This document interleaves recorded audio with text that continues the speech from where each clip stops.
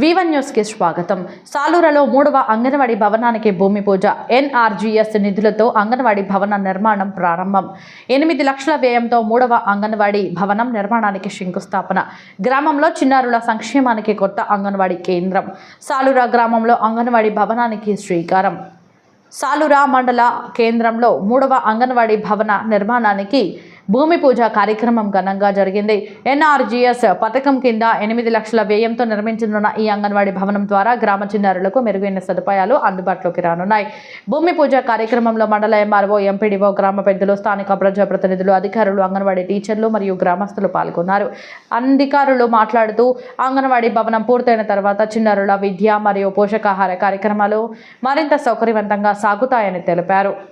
నమస్కారము. ఈరోజు మన సాలూరు మేజర్ జీపీ మండల పరిధిలో anganwadi centre Saluru 3 anganwadi centre building already sanction అయింది. ఈరోజు భూమి పూజ కార్యక్రమం నిర్వహించడం జరిగింది. ఈ కార్యక్రమానికి గౌరవనీయులైన MRO గారు, MPDO గారు, AE గారు మరియు గ్రామ పెద్దలు, గ్రామ సెక్రటరీ, అంగన్వాడీ టీచర్స్ పాల్గొన్నారు.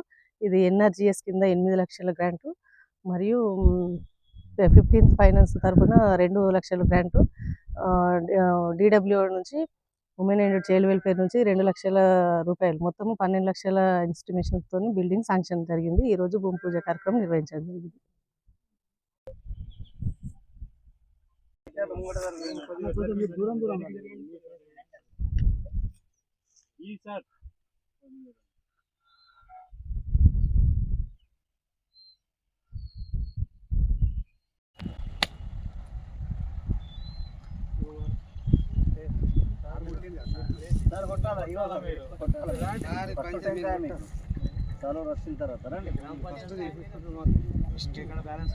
మీదే గ్రామం అదే మరి మీరు ఇస్తేనే లేకపోతే అవుతుండేనా